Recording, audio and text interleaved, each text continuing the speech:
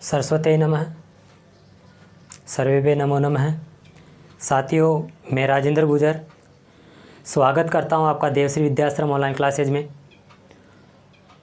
अपना जो सिलेबस, जो टॉपिक, शीर्षक जो चल रहा था वो था संस्कृत व्याकरण में हम पहला प्रकरण पढ़ चुके थे।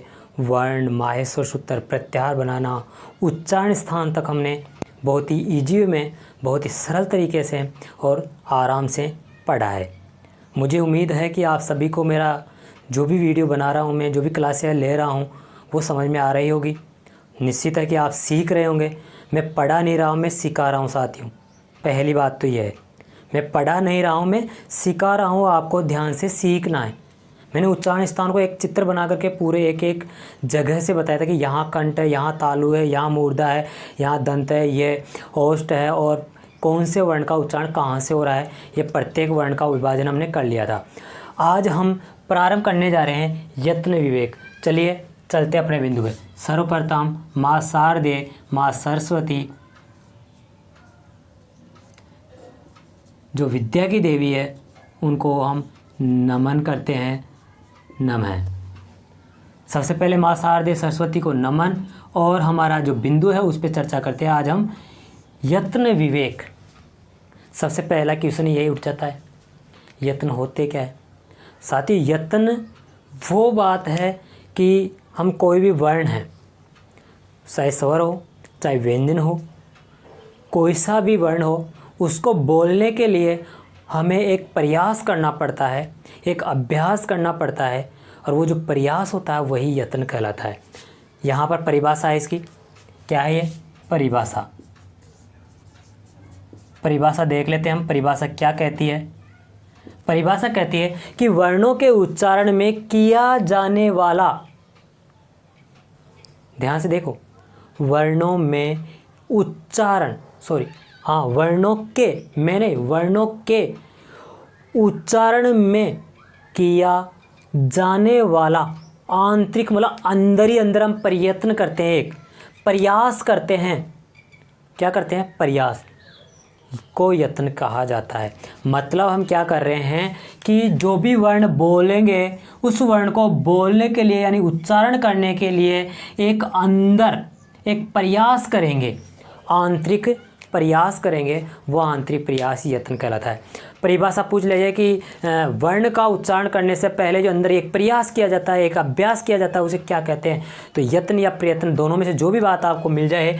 यहाँ पर साथ ही ये मत सोचिए कि ये यत्न, प्रयत्न भी आ सकता है यहाँ पर, क्योंकि प्रयास किया जा रहा है तो क्या भी आ सकता है? प्रयत्न भी आ सकता है। प्रयत्न और यत्न एक ही बात है। प्रयत्न और यत्न एक ही बात है। पहली बात क्लियर? वर्णों के उच्चारण में किया जाने वाला आंतरिक, अंदर का प्रयास ही यत्न या प्रयत्न कहलाता है, या उसे प्रयास कहें।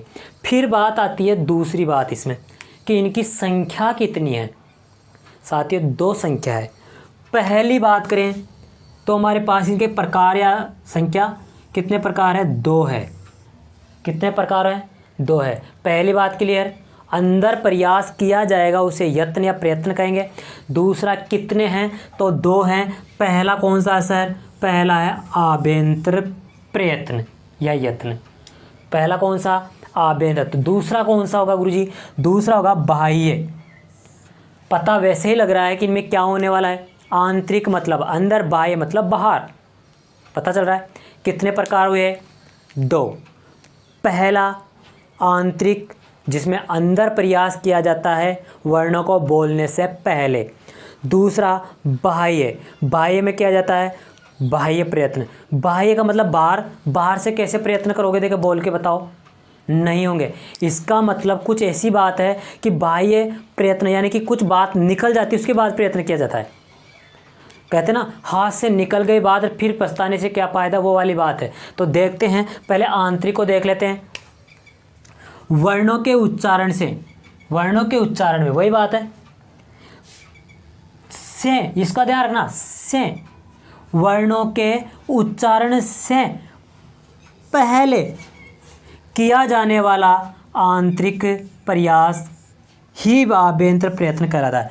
मतलब किसी भी वर्ण को हम बोल रहे हैं, बोलने से पहले हम आंतरिक प्रयास, बोलने से पहले बोलने वाला उच्चारण करने से पहले किया जाने वाला आंतरिक मतलब अंदर का प्रयास आभ्यंतर प्रयत्न कहलाता है।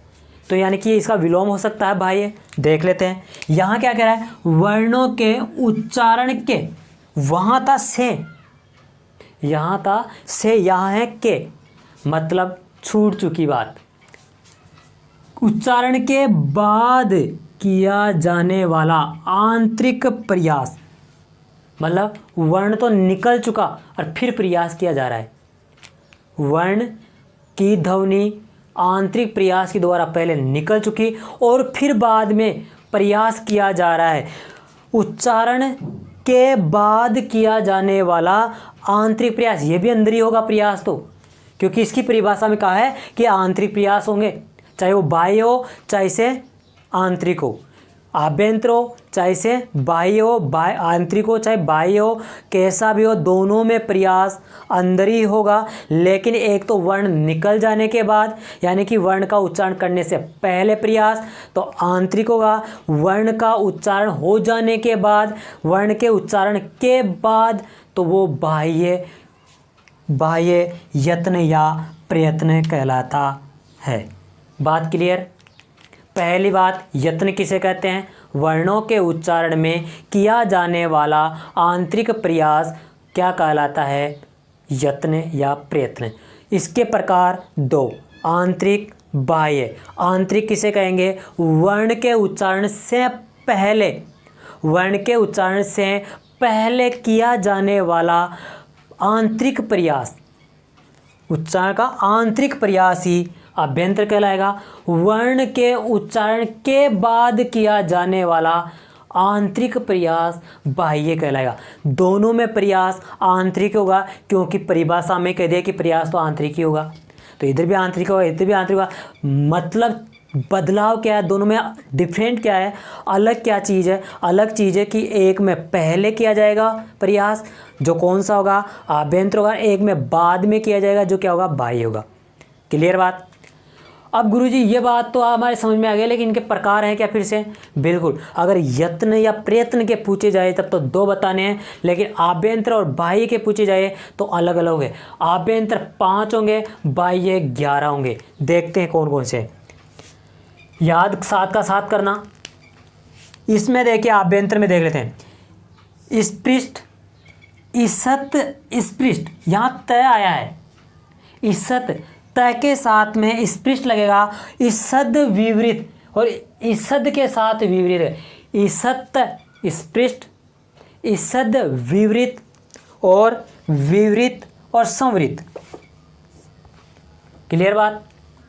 पहला स्पृष्ट, पहला स्पृष्ट, दूसरा स्पृष्ट के बाद में ईसत स्पृष्ट, स्पृष्ट ही रहेगा, स्पृष्ट ही रहेगा, लेकिन उसमें ईसत जुड़ जाएगा, ईसद नहीं ईसत, स्पृष्ट,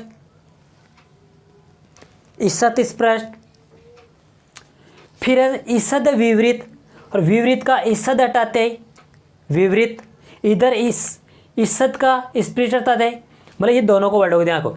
इसमें ईसत विवृत है, ईसद को हटाते स्पृष्ट बच जाएगा, इसमें ईसद विवृत है, ईसद को हटाते विवृत बच जाएगा और संवृत।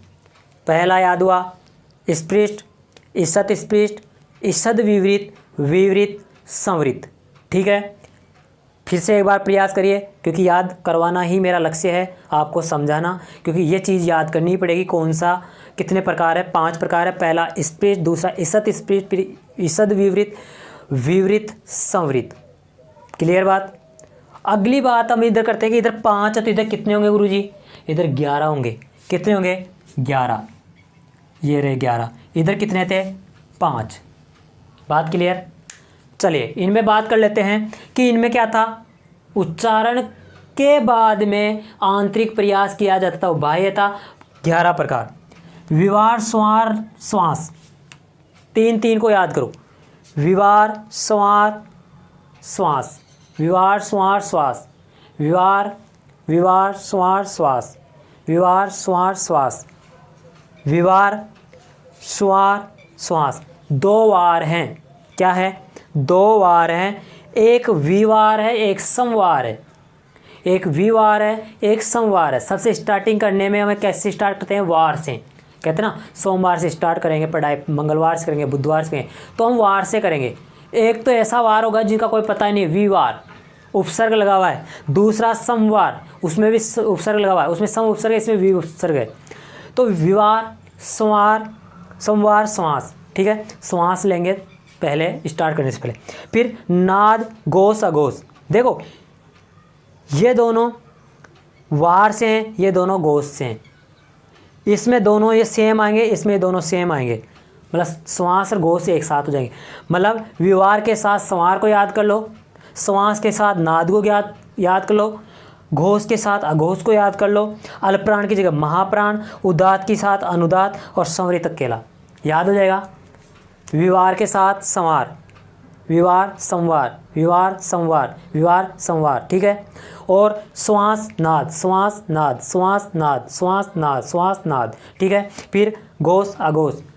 इस गोस को हम सगोस भी कहते हैं कई बार, मतलब सगोस और गोस एक ही बात है। ठीक है, तो यत्न प्रयत्न एक ही बात है, वैसे ही है। तो गोस अघोष, गोस अघोष, अल्पप्राण महाप्राण, अल्पप्राण महाप्राण, अल्पप्राण महाप्राण, उदात अनुदात, अद्वात उदात अनुदात और संवृत।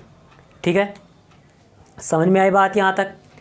पहला विवार, दूसरा संवार, तीसरा श्वास, चौथा नाद, फिर सगोस या अघोष, फिर सगोस आ गया, सगोस और गोस एक ही बात है, फिर उसका विलोम विघोष, अल्पप्राण महाप्राण, अनुदात, उदात अनुदात, उदात पहले अनुदात और संवृत। ठीक है, इनके बारे में 11 हैं जो हम याद कर चुके, इधर 5 है। एक बार छोटा सा रिवीजन। यत्न या प्रयत्न, यत्न यानी किसी भी वर्ण को बोलने के लिए जो आंतरिक प्रयास किया जाता है वो यत्न या प्रयत्न कहलाता है। दूसरी बात, इनके कितने प्रकार हैं, 2 है। पहला आभ्यंतर, दूसरा बाह्य। आभ्यंतर प्रयत्न यानी कि वे वर्ण यानी वर्णों के उच्चारण से पहले किया जाने वाला आंतरिक प्रयास ही आभ्यंतर प्रयत्न कहलाता है, और वर्णों के उच्चारण के बाद या पहले या बाद किया जाने वाला आंतरिक प्रयास ही बाह्य कहलाता है। आभ्यंतर कितने प्रकार का, 5 का। पहला कौन सा, स्पृष्ट, दूसरा ईषत् स्पृष्ट, तीसरा ईषद विवृत, विवृत, और कौन सा बच गया एक, संवृत। इधर की बात करें, पहला कौन सा था, पहला विवार, विवार के साथ कौन सा जोड़ा है, विवार के साथ संवार, विवार क्या संवार, श्वास के साथ नाद, श्वास के साथ नाद। फिर हमारे पास आता है सगोस, जो गोस था उसके साथ अघोष, सगोस के साथ अघोष, अल्पप्राण के साथ महाप्राण, अल्पप्राण के साथ महाप्राण, उदात के साथ अनुदात, अनुदात उदात। ठीक है, और संवृत। ठीक है साथियों, यह आपको याद कर लेना है। आज के वीडियो में कितने प्रकार, पहले 2 के फिर आए तो 5 और 11, उनमें कौन कौन से भी याद करना। इनमें अब वर्णों को समाहित करेंगे, हम वर्णों को जमाएंगे, कौन सा वर्ण किस में आएगा वो मिलेंगे हम अगले वीडियो में, अगली क्लास में मिलते हैं। जब तक जय हिंद, जय भारत, जयतु संस्कृतम, जयतु भारतम।